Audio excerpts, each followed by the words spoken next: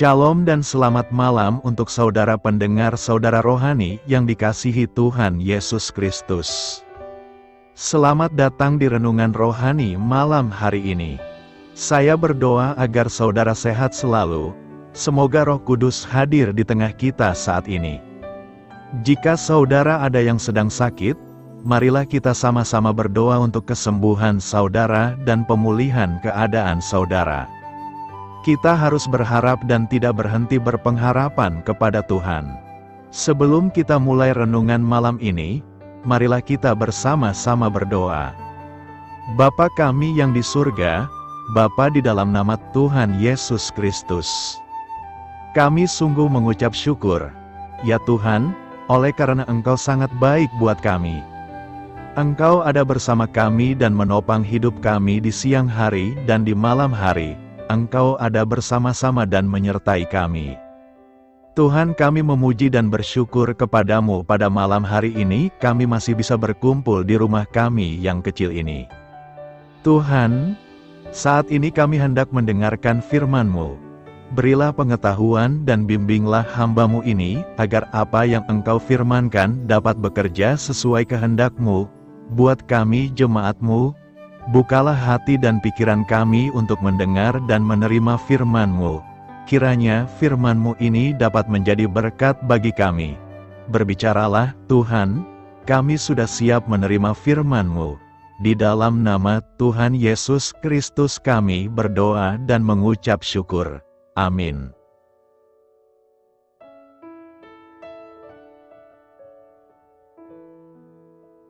Sahabat saudara rohani, pembacaan ayat emas Alkitab renungan kita malam hari ini. Nats pilihan kita adalah, marilah kita menyucikan diri kita dari semua pencemaran jasmani dan rohani. Tertulis dalam kitab 2 Korintus 7 ayat 1, kata kunci renungan pada malam ini adalah menyempurnakan kekudusan. Dan bacaan kita pada malam ini terambil dari kitab Galatia 5 ayat 16 sampai dengan ayat 26. Maksudku ialah, hiduplah oleh roh, maka kamu tidak akan menuruti keinginan daging. Sebab keinginan daging berlawanan dengan keinginan roh dan keinginan roh berlawanan dengan keinginan daging, karena keduanya bertentangan sehingga kamu setiap kali tidak melakukan apa yang kamu kehendaki. Akan tetapi jikalau kamu memberi dirimu dipimpin oleh roh, maka kamu tidak hidup di bawah hukum Taurat.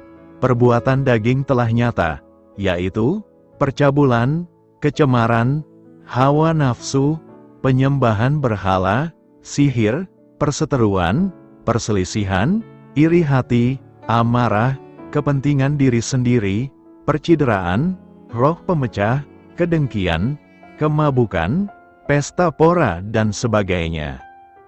Terhadap semuanya itu kuperingatkan kamu seperti yang telah kubuat dahulu, bahwa barang siapa melakukan hal-hal yang demikian, ia tidak akan mendapat bagian dalam kerajaan Allah. Tetapi buah roh ialah kasih, sukacita, damai sejahtera, kesabaran, kemurahan, kebaikan, kesetiaan, kelemah lembutan, penguasaan diri. Tidak ada hukum yang menentang hal-hal itu. Barang siapa menjadi milik Kristus Yesus, ia telah menyalibkan daging dengan segala hawa nafsu dan keinginannya.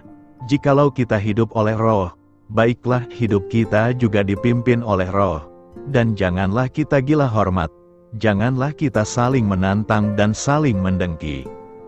Terambil dari kitab Galatia 5 ayat 16 sampai dengan ayat 26. Topik dari ayat emas renungan kita adalah, jika Anda berserah kepada Allah, Anda tidak akan menyerah pada dosa. Mari kita mulai renungan malam kita. Sudah beberapa minggu ini saya tidak mengurus pekarangan saya, dan saya tertegun melihat betapa cepatnya ilalang tumbuh dan memenuhi pekarangan tersebut. Ilalang memang tidak perlu dipelihara. Tampaknya mereka suka tumbuh dengan cepat bagi siapapun yang membiarkannya. Sebaliknya, sepetak bunga yang indah perlu disiram, dipupuk, dan tentu saja disiangi. Bunga-bunga berkembang dengan subur jika dipelihara oleh orang yang tidak takut kukunya kotor oleh tanah. Kehidupan Kristiani juga membutuhkan usaha. Dibutuhkan komitmen penuh dari seseorang kepada Yesus baik tubuh, pikiran, emosi, dan kehendak untuk memiliki hidup yang penuh, menarik, membangun sesama, serta menyempurnakan orang itu. Bahkan setelah semua itu ada, ilalang, sikap egois, dan tindakan dosa dapat tumbuh dengan cepat dan menutupi buah-buah roh. Itulah masalah yang dihadapi banyak jemaat di Korintus. Mereka telah dipenuhi oleh iri hati dan perselisihan. Oleh karena itu, Paulus menyuruh mereka membersihkan diri dari semua pencemaran jasmani dan rohani, dan dengan demikian menyempurnakan kekudusan kita dalam takut akan Allah. Kekudusan yang ia maksudkan di sini bukan berarti bebas dari dosa, melainkan tak bercela. Tuhan, bantulah kami untuk mencabut ilalang jasmani dan rohani sebelum hal itu menjadi kebiasaan yang buruk. Biarlah keindahan karakter Yesus yang dilihat oleh orang lain di dalam diri kita. Hidup oleh Roh. Galatia 5 ayat 25 berkata, "Jikalau kita hidup oleh Roh, baiklah hidup kita juga dipimpin oleh Roh." Perkataan Paulus ini perlu kita cermati dengan baik. Hiduplah oleh Roh. Kalimat tersebut dalam bahasa Yunani menggunakan kalimat pneumati peripateite. Kalimat tersebut diartikan sebagai berjalanlah oleh dengan dalam roh. Kata oleh adalah untuk menandai seseorang itu hidup kepada, bagi, untuk, dan dengan Roh Kudus. Artinya seseorang itu adalah pelaku dari sebuah tindakan yang seharusnya dia lakukan dengan segenap hati. Latar belakang Paulus menuliskan surat ini adalah karena keprihatinan Paulus atas berbaliknya jemaat Galatia dari iman Kristen sebagai pedoman hidup kepada hukum Taurat yang sudah dicampur dengan tradisi-tradisi, bahkan lebih daripada itu mereka menghambakan diri kepada Allah-Allah yang pada hakikat bukan Allah. Timbul pertanyaan kita sekarang, apakah makna dengan hidup oleh Roh? Untuk menjawab ini kita harus melihat landasan firman Tuhan untuk tema tersebut diambil dari Galatia 5 ayat 16 sampai dengan ayat 26. Ketika kita membaca teks tersebut, maka kita menemukan bahwa Rasul Paulus mengulang sebanyak 2 kali tentang hidup oleh Roh. Bagian yang pertama, kita temukan dalam Galatia 5 ayat 16b. Rasul Paulus menulis dalam nada perintah, hiduplah oleh Roh. Kalimat tersebut dalam bahasa Yunani menggunakan kalimat pneumati peripateite. Kalimat tersebut diartikan sebagai berjalanlah oleh atau dengan dalam roh.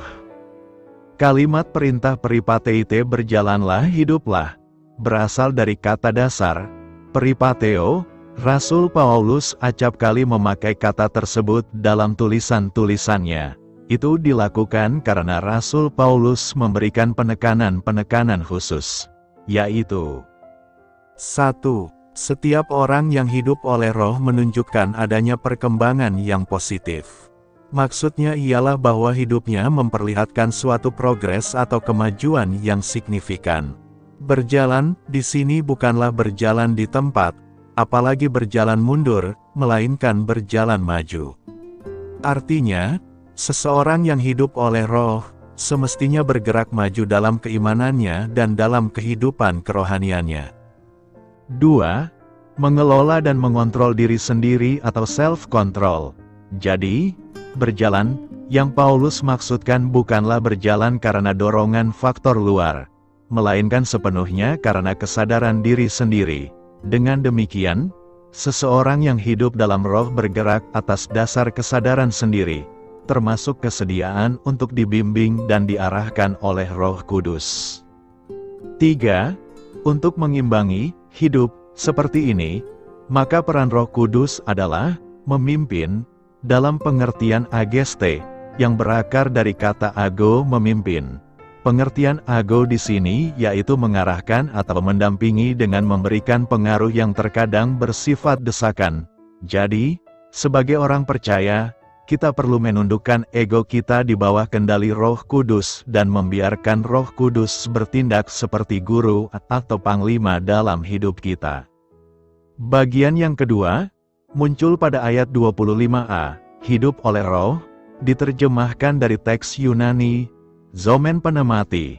Kata zomen atau hidup berakar dari kata zao merujuk pada hidup yang baik dan teratur. Karenanya, peran Roh Kudus digambarkan dengan kata memimpin. Secara harfiah, kata ini berarti berjalan dalam iring-iringan yang teratur. Artinya, sebagai orang percaya, kita cukup mengikuti arah dan menjaga diri kita agar tidak keluar dari barisan yang ada. Dari kedua frasa di atas, maka jelaslah bahwa hidup oleh roh berbicara tentang proses kepemimpinan Roh Kudus dalam hidup kita, baik dalam proses pembentukan ke arah yang lebih baik, maupun dalam proses memelihara keteraturan hidup kita. Pertanyaannya, dari mana kita mengetahui bahwa ada Roh Kudus dalam diri kita?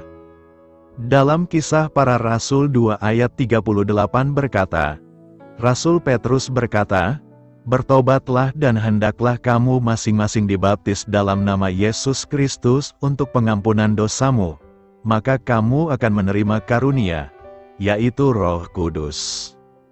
Setiap orang yang telah bertobat dan dibaptis, maka ia telah menerima Roh Kudus di dalam dirinya.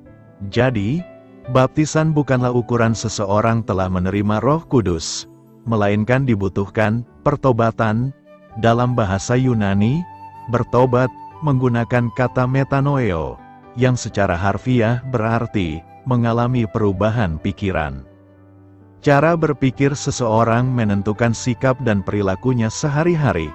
Karena itu, pertobatan yang paling hakiki adalah bagaimana kita mengalami perubahan paradigma dengan memiliki cara berpikir seperti Kristus. Sebab, jika perubahan sikap dan perilaku kita hanya didorong oleh ketakutan akan hukuman atau neraka, maka fungsi dan peran gereja tidak akan jauh berbeda dengan apa yang dilakukan oleh ahli-ahli Taurat dan kaum Farisi pada zaman Yesus. Mereka bertindak dengan cara menakut-nakuti umat jika umat tidak mau tunduk dan patuh pada hukum Taurat. Model pendekatan seperti ini tidak disukai oleh Yesus, sebab tidak mendorong umat untuk menyadari pentingnya perubahan sikap dan perilaku itu. Karena itu, Yesus melakukan pendekatan melalui penyadaran, yang membutuhkan respon pikiran yang matang dari kita. Kebenaran yang kita harapkan, Galatia 5 ayat 5 berkata, "Sebab oleh roh, dan karena iman, kita menantikan kebenaran yang kita harapkan." Paulus mengajarkan kita bahwa kebenaran atau pembenaran yang nanti kita akan terima adalah sesuatu yang sifatnya pasti. Artinya kita bukanlah orang-orang yang ragu-ragu apakah kita nanti akan dibenarkan Tuhan saat penghakiman ataukah tidak. Namun kita pasti akan dibenarkan Tuhan di hari penghakiman tersebut. Tahu dari mana bahwa Paulus mengajarkan hal ini? Dalam teks di atas, Paulus menggunakan istilah kebenaran yang kita harapkan.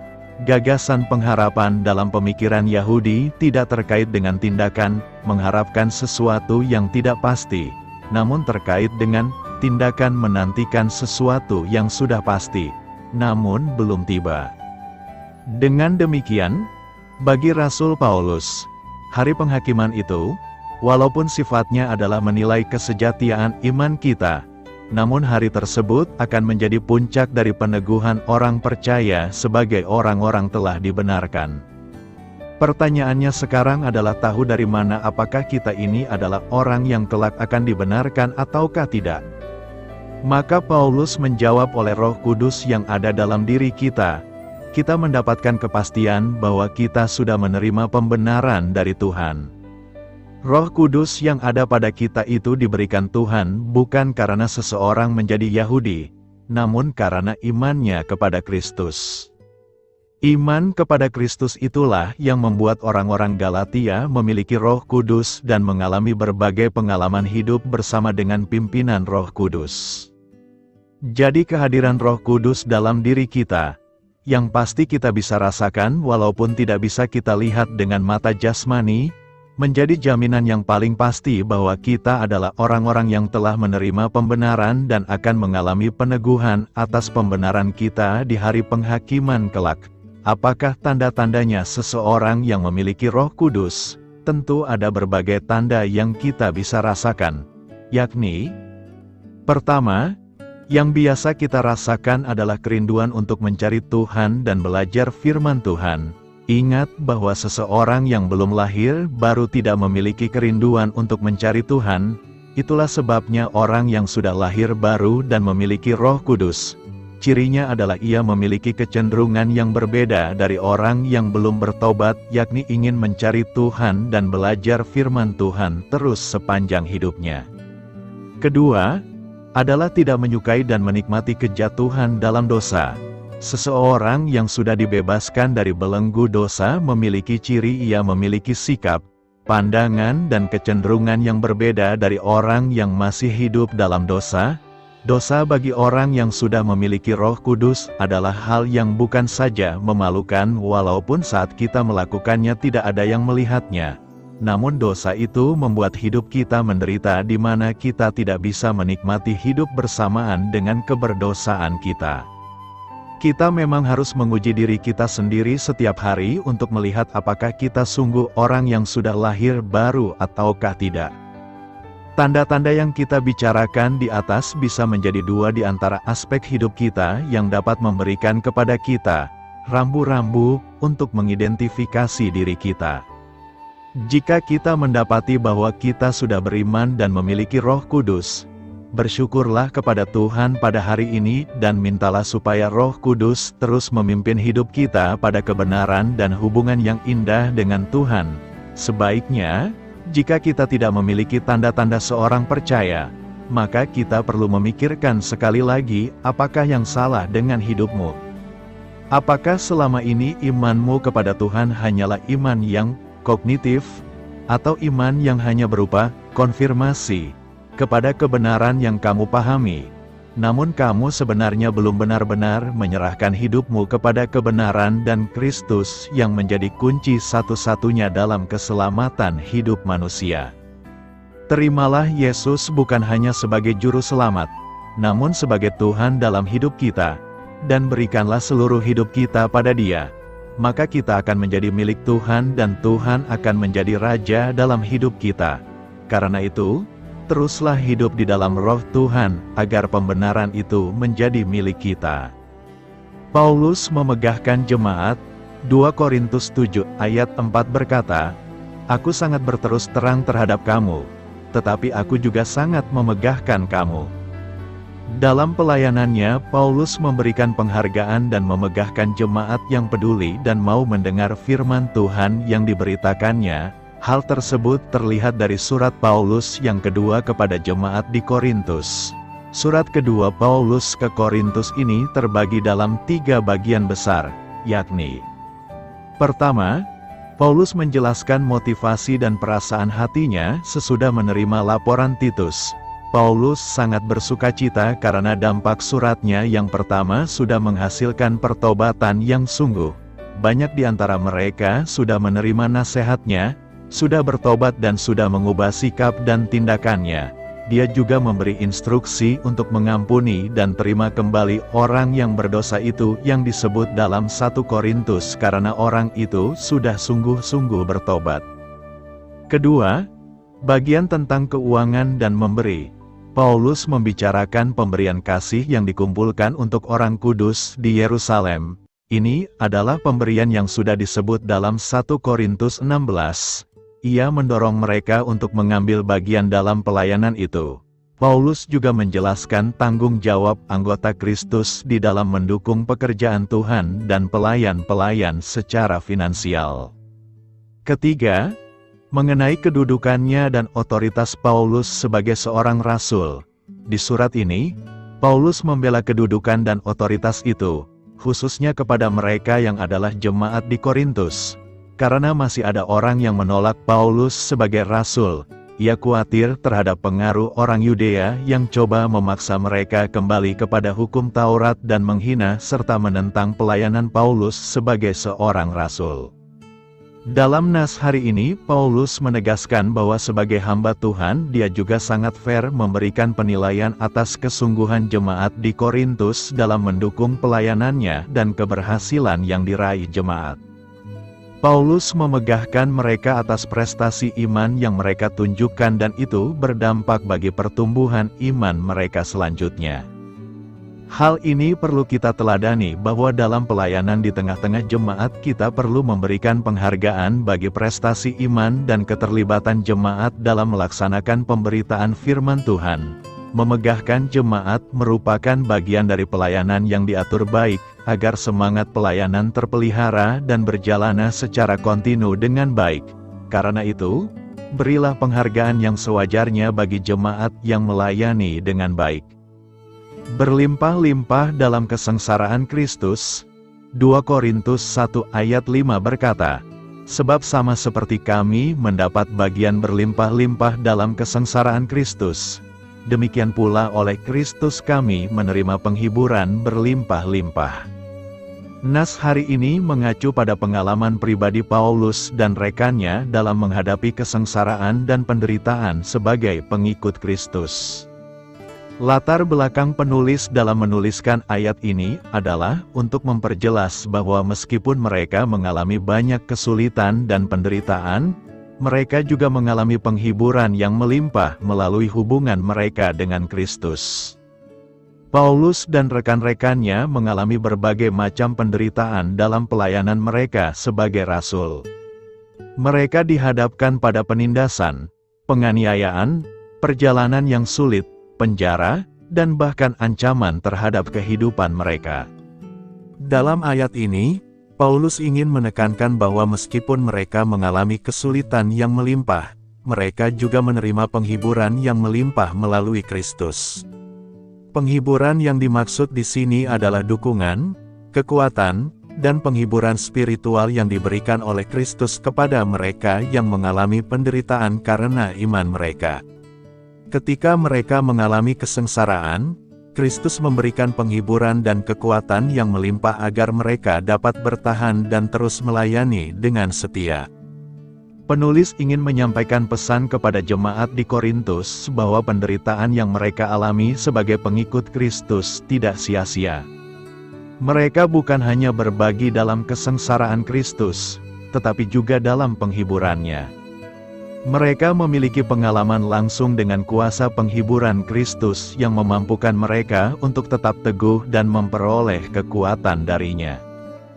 Dengan menuliskan ayat ini, Paulus ingin menguatkan dan memberikan penghiburan kepada jemaat di Korintus, serta membangun keyakinan mereka bahwa Kristus hadir dalam penderitaan dan memberikan penghiburan yang cukup dalam setiap situasi yang sulit. Tujuan Paulus menuliskan ayat ini adalah untuk menyampaikan beberapa pesan penting kepada jemaat di Korintus.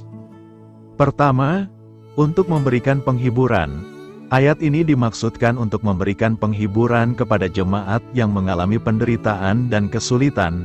Penulis ingin meyakinkan mereka bahwa meskipun mereka menghadapi kesengsaraan, penghiburan yang melimpah juga tersedia bagi mereka melalui Kristus.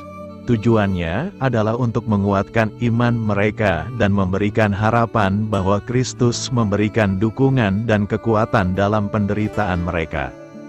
Kedua, untuk membagikan pengalaman, penulis menggunakan pengalamannya sendiri dan rekannya sebagai contoh untuk menunjukkan bahwa penderitaan adalah bagian yang tak terhindarkan dari hidup sebagai pengikut Kristus. Dalam ayat ini, Paulus dan rekannya mengklaim bahwa mereka juga telah mengalami penderitaan yang melimpah dalam mengikut Kristus. Hal ini dimaksudkan untuk memperlihatkan kepada jemaat bahwa mereka tidak sendirian dalam penderitaan mereka, tetapi berbagi dalam pengalaman yang sama dengan rasul-rasul. Ketiga, untuk menghubungkan penderitaan dengan kesengsaraan Kristus. Penulis ingin menekankan bahwa penderitaan yang dialami oleh para pengikut Kristus adalah refleksi dari kesengsaraan yang dialami oleh Kristus sendiri. Dalam ayat ini, mereka menyatakan bahwa mereka mendapat bagian dalam kesengsaraan Kristus. Tujuannya adalah untuk menguatkan hubungan spiritual antara para pengikut Kristus dengan Yesus, dan menunjukkan bahwa mereka berbagi dalam kesengsaraannya. Keempat, untuk membangun keyakinan, penulis ingin membangun keyakinan dan kepercayaan jemaat di Korintus bahwa penderitaan yang mereka alami bukanlah tanda bahwa mereka diabaikan oleh Allah, atau bahwa iman mereka tidak berarti. Sebaliknya, penulis ingin meyakinkan mereka bahwa penderitaan dapat menjadi kesempatan untuk menerima penghiburan dan pertumbuhan spiritual yang lebih dalam melalui hubungan mereka dengan Kristus. Dari pernyataan penulis dalam 2 Korintus 1 ayat 5 berkata, ada beberapa hal yang dapat direnungkan, yakni: pertama, kita belajar tentang kesengsaraan Kristus. Penulis menghubungkan kesengsaraan yang dialami oleh para pengikut Kristus dengan kesengsaraan yang dialami oleh Kristus sendiri. Ini menunjukkan bahwa penderitaan adalah bagian yang tak terpisahkan dari kehidupan Kristiani.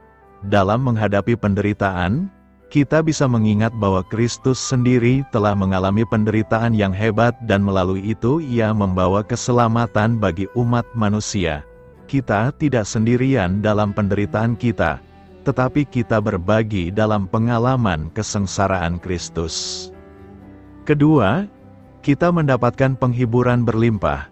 Penulis menyatakan bahwa melalui Kristus, kita menerima penghiburan berlimpah-limpah dalam penderitaan kita. Ini menunjukkan bahwa Kristus adalah sumber penghiburan dan kekuatan yang melimpah bagi kita. Ketika kita mengalami penderitaan dan kesulitan, kita dapat berharap pada penghiburan yang diberikan oleh Kristus. Penghiburannya tidak terbatas, melainkan berlimpah dan memadai untuk menguatkan dan menghibur kita dalam setiap situasi yang sulit. Ketiga, kita mendapatkan perspektif yang seimbang. Pernyataan ini mengajarkan bahwa dalam kehidupan Kristen, kesengsaraan dan penghiburan seringkali berjalan beriringan.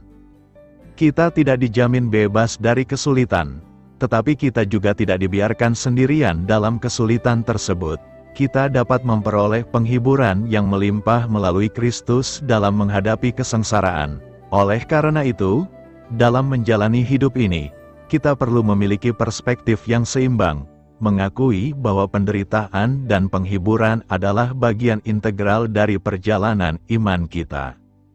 Keempat, kita mendapatkan kepercayaan dan harapan.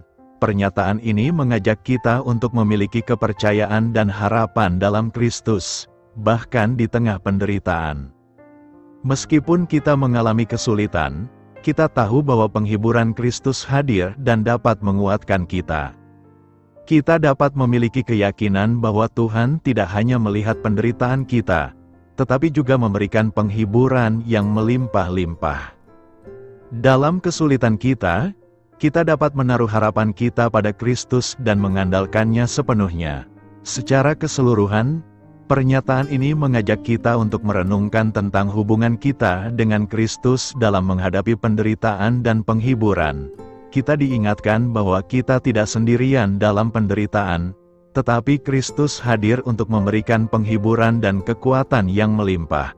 Karena itu, melalui renungan ini, kita dapat menumbuhkan kepercayaan, harapan, dan ketekunan dalam iman kita. Mari kita bahas ringkasan kitab 2 Korintus.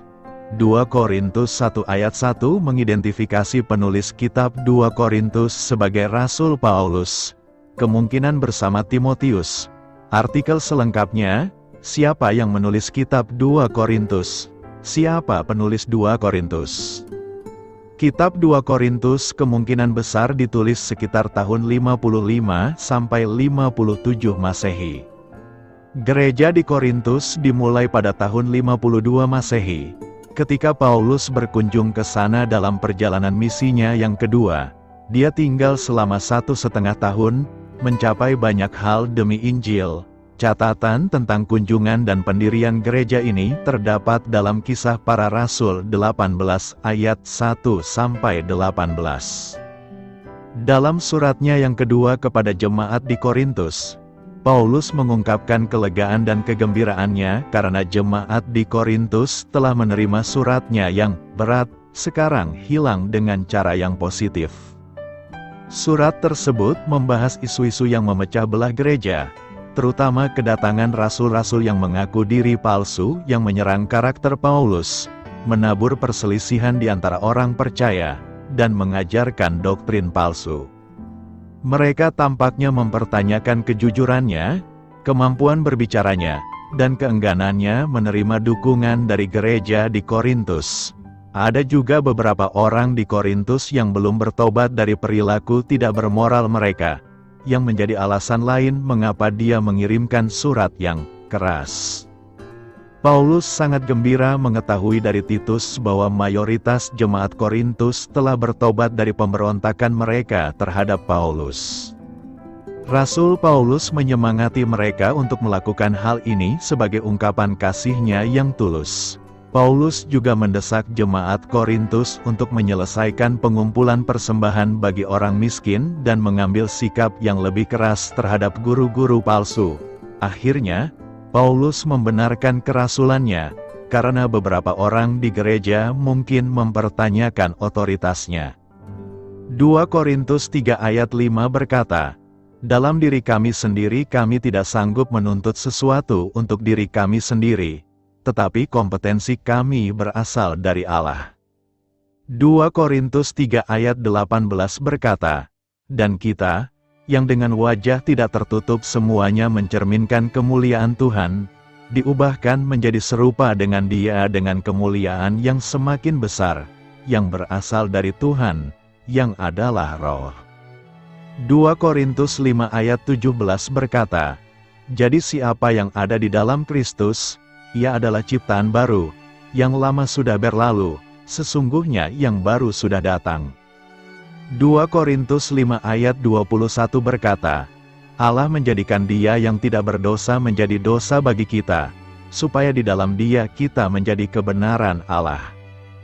2 Korintus 10 ayat 5 berkata, "Kami meruntuhkan argumen-argumen dan setiap kepura-puraan yang bertentangan dengan pengetahuan akan Allah, dan kami menawan setiap pemikiran agar taat kepada Kristus." 2 Korintus 13 ayat 4 berkata, "Sebab sesungguhnya ia disalibkan dalam kelemahan, namun ia hidup oleh kekuatan Allah. Demikian pula, kami lemah di dalam Dia, namun dalam kuasa Allah kami hidup bersama-sama dengan Dia untuk beribadah kepadamu."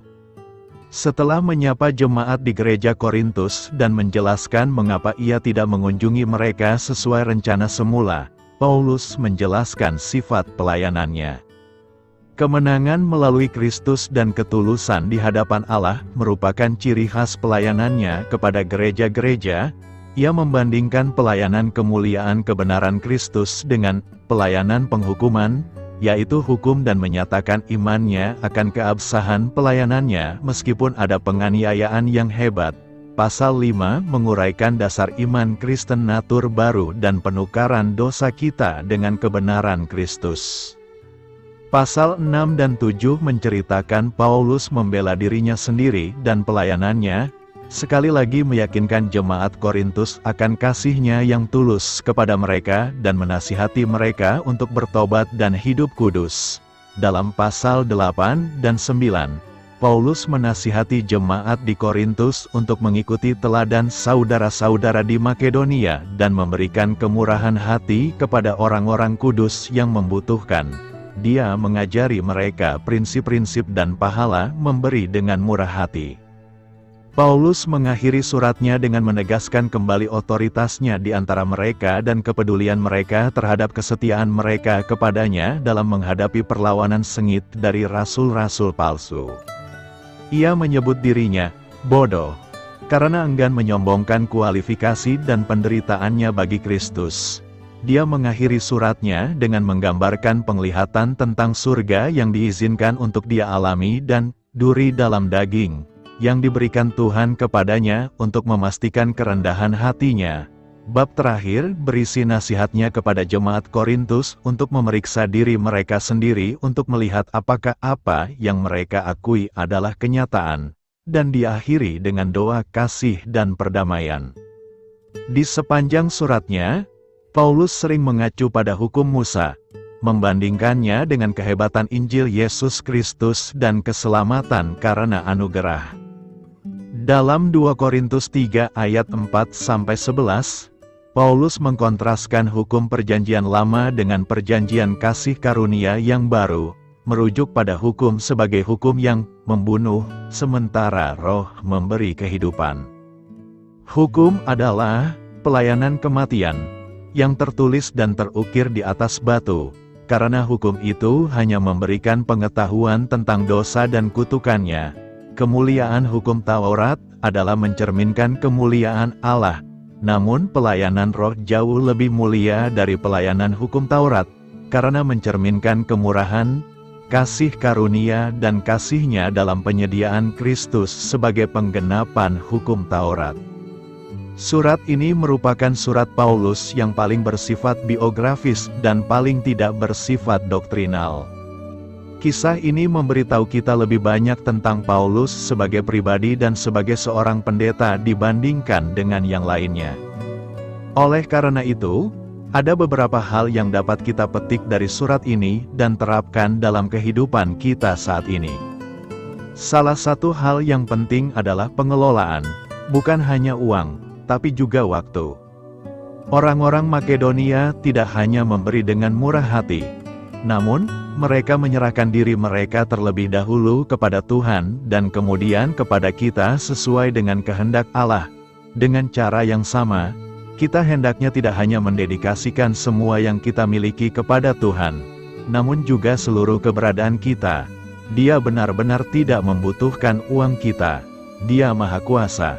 Dia menginginkan hati yang ingin melayani, menyenangkan, dan mencintai. Penata layanan dan memberi kepada Tuhan lebih dari sekedar uang. Ya, Tuhan memang ingin kita memberikan persepuluhan dari penghasilan kita, dan Dia berjanji akan memberkati kita ketika kita memberi kepadanya. Namun masih ada lagi, Tuhan ingin 100%. Dia ingin kita memberikan segalanya kepadanya. Segala sesuatu tentang kita. Kita harus menghabiskan hidup kita untuk melayani Bapa kita. Kita tidak boleh hanya memberi kepada Tuhan dari gaji kita. Namun hidup kita harus mencerminkan Dia. Kita harus menyerahkan diri kita terlebih dahulu kepada Tuhan, kemudian kepada gereja dan pekerjaan pelayanan Yesus Kristus. Apa artinya hidup oleh Roh? Dalam Galatia 5 ayat 16 berkata, Paulus menulis, "Maka aku berkata, hiduplah oleh Roh, maka kamu tidak akan menuruti keinginan daging." Ekspresi hiduplah oleh Roh adalah sebuah metafora yang Paulus gunakan untuk menggambarkan cara di mana orang percaya dipanggil untuk hidup berbeda dengan perbuatan daging, yang menuntun kepada dosa dan kehancuran. Buah Roh menuntun kepada kasih, sukacita, kedamaian, kesabaran, kemurahan, kebaikan, kesetiaan, kelemah lembutan, dan penguasaan diri. Berikut adalah uraian masing-masing buah dan bagaimana kita dapat hidup menurut Roh. 1. Kasih. Hidup kita dicirikan oleh pelayanan yang mengorbankan diri kepada Tuhan dan sesama. 2. Sukacita. Kita akan bersukacita dalam mengenal Tuhan dan memiliki hubungan pribadi dengannya. 3. Kedamaian. Tanpa kasih karunia Allah yang menyelamatkan, kita tidak dapat berjalan dengan Roh. Memang benar, kita telah mati secara rohani dan hanya dapat memuaskan keinginan daging. Dalam konteks ini, kata mengacu pada keadaan umat manusia yang berdosa, seringkali ditampilkan sebagai kekuatan yang bertentangan dengan Roh. Hal ini mencakup hal-hal seperti percabulan, kenajisan, penyembahan berhala, kebencian, iri hati, mabuk-mabukan, dan perilaku berdosa lainnya. Paulus meyakinkan kita bahwa mereka yang melakukan hal-hal seperti itu tidak akan mewarisi kerajaan Allah. Terlepas dari keberdosaan dan pemberontakan kita, Allah menghidupkan kita bersama-sama dengan Kristus. Walaupun kita telah mati karena pelanggaran, karena kasih karunia kamu diselamatkan. Anugerah Tuhan benar-benar mengubah hidup kami. Kita telah mati dalam dosa. Sekarang, kita hidup di dalam Kristus. Sebagai orang percaya, kita dipanggil untuk berjalan oleh Roh. Jika kita hidup oleh Roh, baiklah kita hidup oleh Roh. Roh Kudus memberi kita kehidupan baru, dan kita harus menyerah pada kedaulatan kendali dan pengaruhnya atas hidup kita. Dengan kata lain, Roh Kudus harus mengarahkan seluruh pikiran, tindakan, dan keputusan kita. Dalam Galatia 5 ayat 13 sampai ayat 26, Paulus mengontraskan daging dan roh. Daging bercirikan keegoisan, dosa, dan kematian, namun roh bercirikan kasih, kebenaran, dan kehidupan.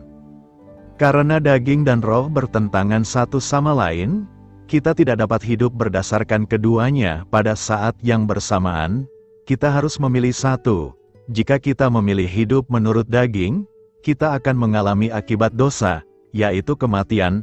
Namun jika kita memilih untuk berjalan dengan roh, kita akan menghasilkan buah yang saleh. Kita akan terbebas dari kekhawatiran dan kekhawatiran. Kesabaran, kami tidak akan kehilangan kesabaran. Kebaikan, kami akan dengan tulus mempertimbangkan kebutuhan dan kekhawatiran orang lain. Kebaikan, kita akan menjadi kudus sebagaimana Allah itu kudus. Kesetiaan, ketika kita menanggung cobaan dan kesengsaraan, kita tidak akan meninggalkan Tuhan atau berpaling darinya. Kelembutan, kita akan memiliki semangat, rahmat dan kerendahan hati. Pengendalian diri, kita tidak akan dikuasai oleh dorongan dosa. Singkatnya, buah roh adalah bukti bahwa kita adalah milik Kristus dan tidak lagi dikendalikan oleh dorongan dosa.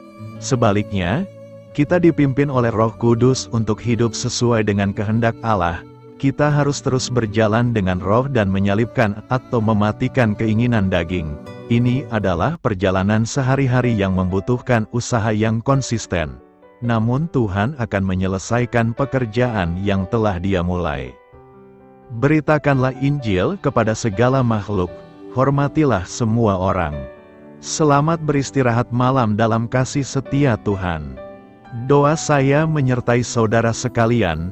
Mari bertumbuh dalam iman bersama saudara rohani. Saya memberkati Anda, agar sewaktu Anda mencarinya dari Dia, Bapa Surgawi Anda akan memberikan bagi Anda roti harian Anda. Dalam nama Yesus Kristus, Tuhan yang berkuasa atas alam semesta dan menuntun kita kepada iman yang menyelamatkan. Tuhan Yesus menyertai senantiasa. Terima kasih sudah berkenan mendengarkan renungan malam saudara rohani. Tuhan memberkati. Amin.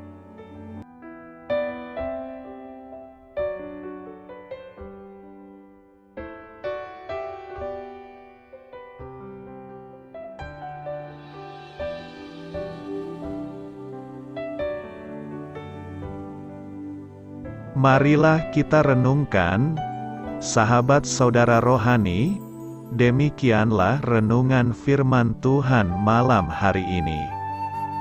Semoga menjadi berkat di dalam hidup kita dan menjadikan kita pribadi yang lebih baik. Sebelum kita beristirahat pada malam hari ini, marilah kita berdoa.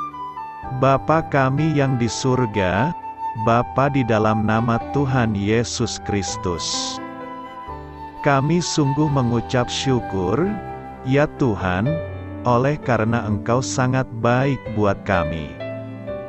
Engkau ada bersama kami dan menopang hidup kami di siang hari dan di malam hari. Engkau ada bersama-sama dan menyertai kami, ya Tuhan Yesus. Kami mengucap syukur untuk firman-Mu, ya Tuhan, yang memberikan kami kekuatan dan menyadarkan kami bahwa kami tidak perlu takut dengan gelap dan malam.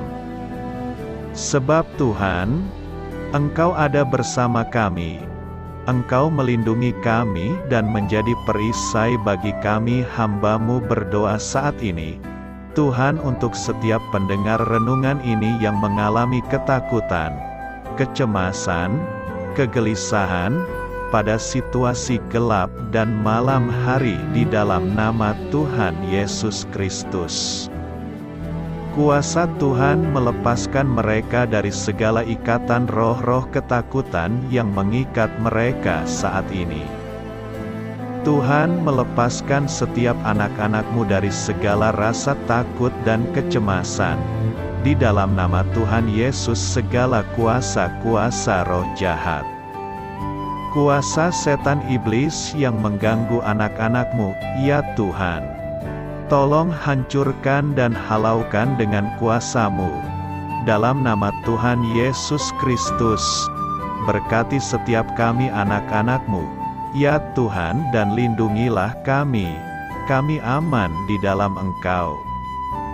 Ya Tuhan, penuhilah setiap hati kami dengan keberanian, damai sejahtera, dan sukacita serta ketenangan yang dari Tuhan. Berkati kami di malam hari ini, saat kami tidur dan beristirahat. Kuasa-Mu, ya Tuhan, menaungi setiap kami, memberkati dan melindungi kami. Bangunkanlah kami kembali besok pagi dengan kekuatan yang baru, tubuh yang sehat diberkati Tuhan, dan berkat-berkat yang baru Tuhan sediakan bagi kami. Terima kasih, ya Tuhan, kami sungguh mengucap syukur untuk firman-Mu yang menguatkan kami. Dalam nama Tuhan Yesus Kristus Juru Selamat kami, Bapa kami yang baik, kami mengucap syukur dan berdoa haleluya. Amin. Biarlah firman Tuhan menjadi pengingat untuk kita semua, bahwa tuntunan dari Roh Kudus akan selalu memberi jalan keluar bagi setiap permasalahan hidup kita, dan memberi kedamaian di hati kita. Amin. Sampai jumpa di renungan malam saudara rohani berikutnya.